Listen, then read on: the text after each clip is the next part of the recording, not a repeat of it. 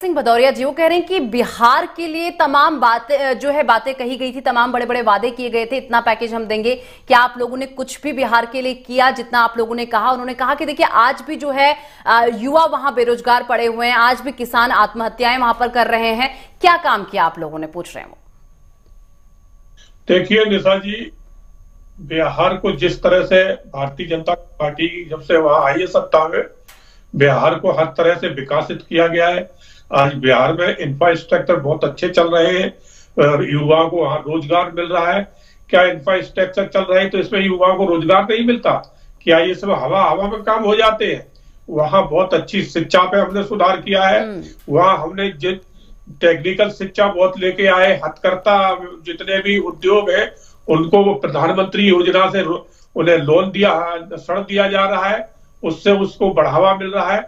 और सबसे बड़ी बात बताया कि जिस तरह से कांग्रेस और ये दोनों मिलकर जब वहां शासन कर रहे थे तो बिहार में सिवाय जंगल राज के अलावा कुछ नहीं था। आज हमने उस पर कंट्रोल लगाया है। क्या इन्होंने देखा नहीं है कि बिहार में खुलेआम कौन कौन से सिवान के नेता थे जो बंदूक है और पूरा एक माफिया ग्रुप लेके दिल आए जिसके ऊपर कब्जा कर लेते थे, और तो सरकारी ठेका उनके अलावा किसी और को नहीं मिलते थे।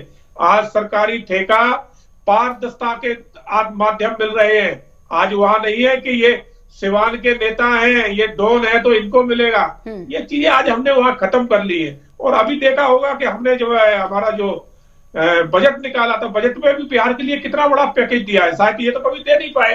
तो समस्या ये है कि चुनाव आ रहे हैं, कांग्रेस हो चाहे आरजेडी हो, इनको ये लग रहा है कि अब अभी तक हमें सत्ता हासिल नहीं हुई, अब आगे फिर नहीं होने वाली है, क्योंकि बीजेपी वहां बहुत अच्छा काम कर रही है अपने घटक दल के साथ में। और नीतीश बाबू एक ऐसे मुख्यमंत्री है बिहार के जिन पे कभी आरोप नहीं लगा है, और इनके सहयोगी डेली जो है पेशियां भुगत रहे आरोप में, और तो और दो केस में सजा याफ्ता है। अगर वो कोर्ट के रहमो करम से अगर बाहर आ गए तो वो दोष मुक्त नहीं हो गए। और उनको सजा कब मिली थी? कांग्रेस शासनकाल में। और ये वही इनके सबसे बड़े साथी हैं। हाँ। और बात कर रहे हैं हमारे ऊपर, हमारे साथ कोई एक ऐसा जुड़ा हो जिसके ऊपर इस तरह के केस चल रहे हो। अगर सजा याफ्ता हो केस तो हो सकते हैं कि जब तक वो नहीं है, मगर सजा याफ्ता हमारे साथ कोई मुजरिम नहीं होगा। इनके साथ तो सजा याफ्ता मुजरिम रह रहे हैं और उनके साथ बड़ा गलबहिया करके बातें करते। तो ये वही लोग हैं कि जो देश का विरोध करते हैं, राम का विरोध करते हैं, विकास का विरोध करते हैं, युवा का विरोध करते हैं। इन्हें इससे कोई लेना देना नहीं है। देश में सिर्फ इन्होंने नैरेटिव फैलाना है, हिंदू मुस्लिम में देश को बांटना है, किसी तरह से सत्ता मिल जाए। मगर देश की 125 करोड़ जनता ऐसी है जो अब नींद से जाग चुकी है। उसने इनको नकार दिया है, क्योंकि वो देख रही है कि काम कौन कर रहा है और बातें कौन कर रहा है। तो काम जो करेगा देश उसी को सत्ता सौंपेगा। तभी तो आज 15 राज्यों में हमारी पूर्ण बहुमत की सरकार है, और 7-8 राज्यों में हम अपने घटकों के साथ सरकार चला रहे हैं। और आज कांग्रेस कहाँ है? हिमाचल में है। अगला चुनाव हुआ वहां से इनको भागना पड़ेगा, फिर वहां बीजेपी सरकार बनाएगी। एक कर्नाटक में है। तो ये एक दो सरकार है, वो भी अगले चुनाव में इनके पास बचेगी नहीं। जो 100 साल पुरानी पार्टी हो, जिसने सर्वाधिक इस देश पे जो है ना शासन किया हो। एक टाइम निशा जी वो था कि इस देश पे सेंटर में भी कांग्रेस होती थी और हर प्रांत में भी कांग्रेस होती। हमने वो भी जमाना देखा है। आज अंगुलियों पे भी नहीं बचे, खत्म हो गए। तो भी आज जो है ना ये सोच रहे हैं कि हम दोबारा जगह बना लेंगे। अरे वो समय और था जब सिर्फ आप कहते थे, जनता सुनती थी, दुनिया सुनती थी। आज जनता जागरूक हो चुकी है, आज देश जागरूक हो चुका है।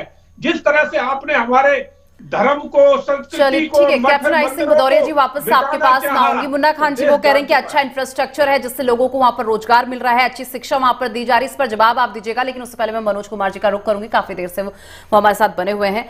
मनोज कुमार जी, जिस तरीके से प्रधानमंत्री के अगर संबोधन की बात कर ली जाए तो तमाम बड़ी बातें उनकी तरफ से कही गई। देखिए, उन्होंने ये भी कहा कि जो नीतीश कुमार है उन्होंने लाडला सीएम उन्हें बताया है। तो जो ये सेंटेंस उनकी तरफ से कहा गया है कि नीतीश कुमार लाडला सीएम है, तो ये बीजेपी के लिए जरूरी था या मजबूरी थी जिस वजह से ये कहा गया लाडला सीएम? इस तरीके से मंच से ये बोला गया और उसके बाद नीतीश कुमार भी जमकर प्रधानमंत्री की तारीफ करते हुए नजर आए। ये अच्छी बात है कि अब जो है इलेक्शन आने वाला है बिहार में, इसको लेकर के भारतीय जनता पार्टी जो भी अब जो है, जिसे कि प्रधानमंत्री नरेंद्र मोदी जी ने शुरुआत कर दिया है। हम्म। उन्होंने कि अब जो है वहाँ पे चुनाव आने वाला है, उन्होंने एक इंडिकेशन दे दिया और अब लगता है कि सभी पॉलिटिकल पार्टीज वहाँ पे अब इलेक्शन को लेकर के चुनाव प्रचार करेंगे। और जहाँ तक ये अच्छी बात है कि मेन ये है कि बिहार में जो भी लीडर्स जाते हैं सेंट्रल गवर्नमेंट लेवल के, और जाते हैं और अनाउंसमेंट तो कर देते हैं और इलेक्शन भी जीत जाते हैं, लेकिन जो ग्राउंड पे जो सिचुएशन होता है वो शायद फुलफिल नहीं हो पाता है।